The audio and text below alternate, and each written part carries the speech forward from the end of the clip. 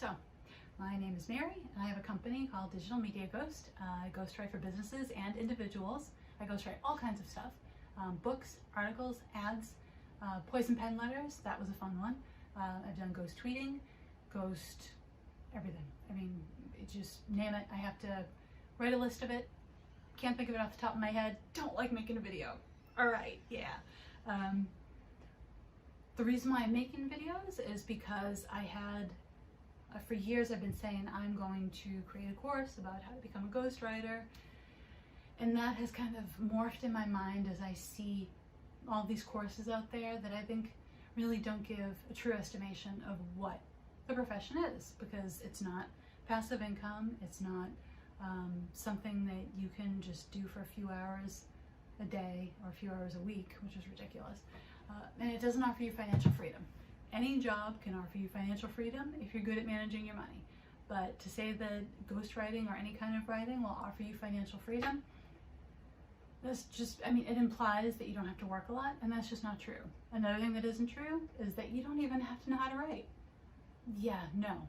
There are a lot of opportunities out there for writers, but they're for good writers. So, if you're a crappy writer, you're going to get crappy pay and crappy jobs. If you're a good writer, same thing. You'll get a good amount of work and decent pay. If you're an exceptional writer, then you can make a lot of money. So that's really what it comes down to. And I think that some people have been really super lucky with what they've done, and they immediately, boom, create a course.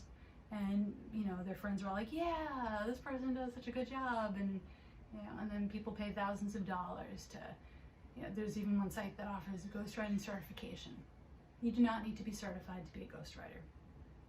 Okay? You just need to be a good writer. You need to have a portfolio. You need to have credibility. You need to have a network to refer work to you. So, as it stands right now, I have a ton of work that's referred to me, and I honestly usually refer it out because I just don't have the bandwidth to accept it. And it's a great problem to have. It's one of the things that has prevented me from creating these videos. So, yeah, I have a choice where I could either scale up and have a bunch of ghostwriters working for me. I do have a few, but I used to have up to 12. So, and I had a lot of clients, so I had a lot of work, and that was a lot of time. So, you know, a lot of management stuff that I just wasn't interested in doing. So I could do that, or I could do this. Ooh.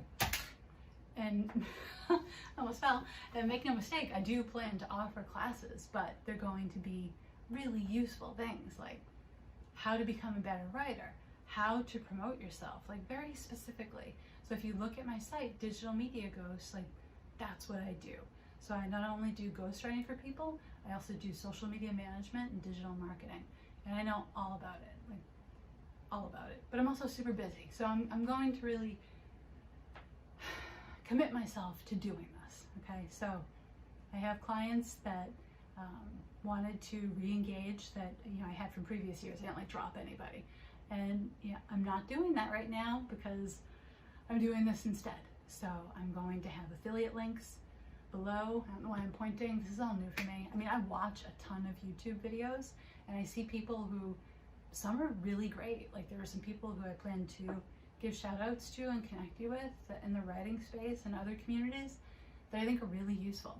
And there are others that, you know, I just won't be talking about them. So when I'm not talking about them, you can take whatever you want from that.